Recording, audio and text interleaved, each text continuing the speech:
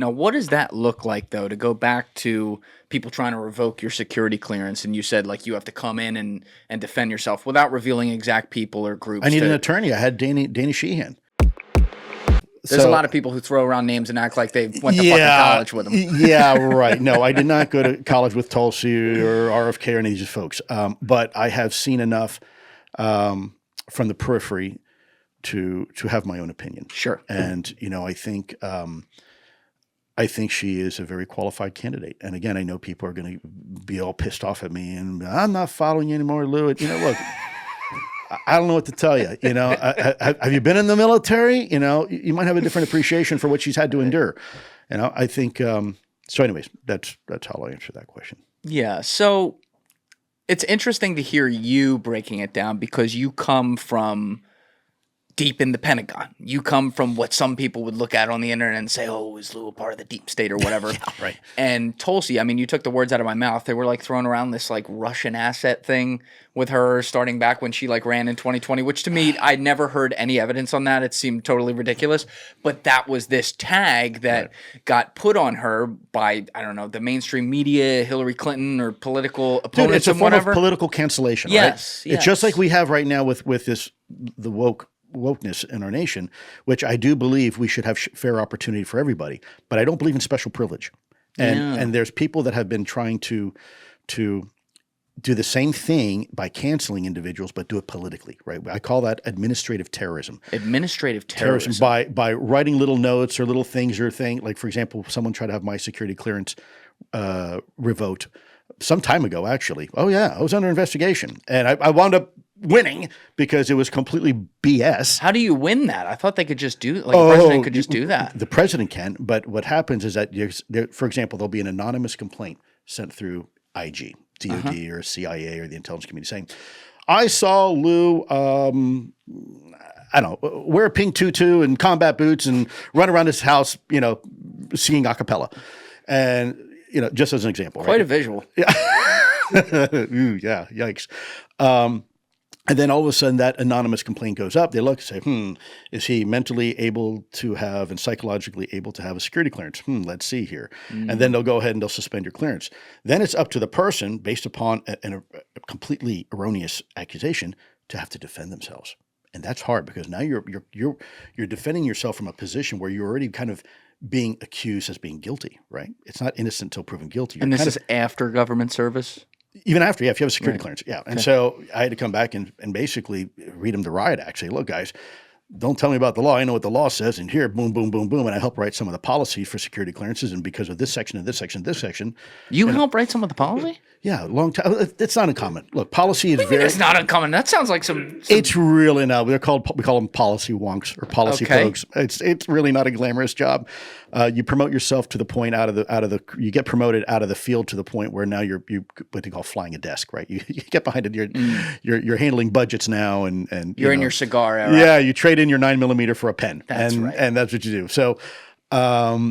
Writing policy is something that's very important. I had spent, I guess, a good portion of my life trying to figure out ways around policy. So they finally gave me and said, "Okay, you know where all the loopholes are, Lou. You're going to fix them, right?" So I was in several of my positions. I was the director of policy. So we wrote policy and drafted policy, coordinated policy on behalf of the department, the intelligence community, and security clearance is one of those. Wow. Among many other policies, like for example, polygraph examinations or policies on how we conduct counterintelligence under these circumstances, right? And so every government organization uses policy for very specific reasons. People don't understand how the American government actually works. Yeah. And policy is really, if you look at, and this is actually kind of interesting. I don't want to bore anybody in your audience, but you're not boring me at all. So keep going. Okay, so let's take, for example, a law that Congress decides to pass. Congress says, we are going to pass a law that says X, Y, Z, and here is an act, a congressional act, right?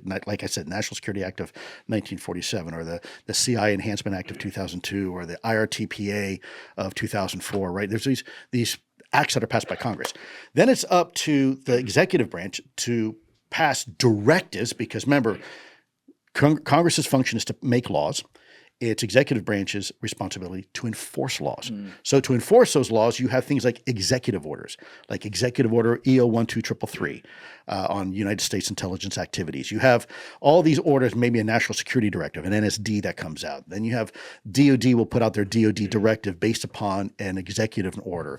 The CIA will put out what they used to call DSKIDs. They're all DCI directives. For kind of enforcing that executive order until eventually you get all the way down to the subordinate levels of, like, for example, the Army, where the Army will say, well, okay, here's DOD Directive 5240.1. We're going to come up with our Army regulation 3D112, 3D110, right, on how we, the Army, conducts intelligence activities. And then you have all the way down to the unit level where they can't really write policy, but they can write what? SOPs, standing operating procedures. Yeah. So all those things start cascading down as a result of Congress passing a law. And people don't understand that policies are there to basically, how does my organization, my office, implement Congress's law and the president's desire. And that's why all these policies and rules and regulations are important, because that's how government works. You have to codify it in writing for it to be real. Otherwise, it's just hearsay.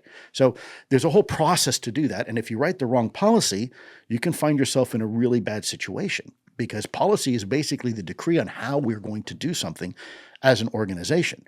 And if you have bad policy, then you can make bad decisions. Sure.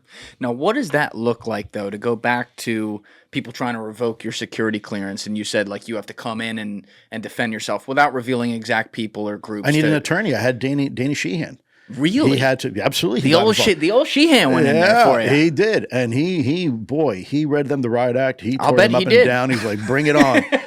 And, magically about a month later, oh, Lou, sorry, guess what? Everything's okay. Everything's fine. You still have your TS security clearance and whatnot. Basically, the Jesuit Illuminati went in there and took care of business. Yes. And it was a result of the admin terrorism that I was enduring, and others, by the way, like me as well, who've come forward, decide to quote unquote blow the whistle, have also had these type of things done to them. And so I knew that if I didn't make a stand to it, then they would steamroll me and other people, and they would make an example out of me, and other people then wouldn't want to come out and talk. So we fought it, and we succeeded. What do you think the motives of the people who were trying to get that to happen? What do you think those motives were? I know what they were. In fact, there was a comprehensive newspaper article on an individual. My mother used to say, "I have nothing kind to say, don't say it at all." But anybody can look it up. There was an article done, I believe, by the Debrief, and it was called "Sex, Lies, and UFOs." And in there is a very comprehensive story about how the government, particularly the Department of Defense, tried to conduct retribution on me. Yeah, that's it.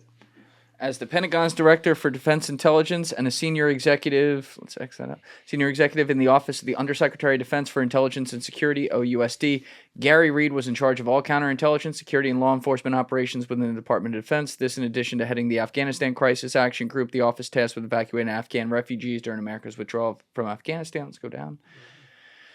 Now, in an exclusive, the Debrief has learned that Reed was recently dismissed from his responsibilities within the U.S. government before his ousting as Director of Defense Intelligence, so he was high up. Reed had been the subject of a nearly 2-year-long investigation by the Debrief, speaking on the condition of anonymity. Multiple current and former Pentagon employees told the Debrief Reed had engaged in wide-ranging misconduct and corruption for years. In the past 4 years, the DOD's Inspector General's office had investigated Reed on numerous allegations, including maintaining a sexual relationship with a subordinate employee, sexual harassment, and fostering a hostile work environment. Actually, I see your name coming up right here. So in 2020, the IG office found that Reed had violated joint ethics regulations by creating an appearance of an inappropriate relationship or preferential treatment with a female subordinate and mishandling of controlled unclassified information. I hope she was hot, dude. Hope it was worth it. In May 2021, Reed was named in yet another former IG complaint, this time involving former Director of National Program Special Management Staff at OUSD, Luis Elizondo. All right, I got you. So this is the guy in the middle of some things that for whatever... You want me to keep going? No. That's just so you know. It's really about my involvement in ATIP. And so this is what caused this IG complaint. And also a lot of my headaches. This was the pivotal time when the Pentagon went from saying, yeah, ATIP was real, Lou ran it, to all of a sudden this guy got butthurt. And so they started changing their tune before this paper, this article came out, where they're like, "Oh, ATIP wasn't real, and Lou had nothing to do with it," right? Well, even though we had all the receipts, we had the goods, we knew it, and so did Congress, and so did everybody else. But it started there, where they started lying about me. Gotcha. And they So used changed that. the narrative. They tried to change the narrative, and they also tried to launch an investigation against my security clearance, which, fortunately, I won. Thank you for watching the video, guys. If you haven't already subscribed, please smash that subscribe button and check out this clip's full podcast episode by clicking here or in the description below.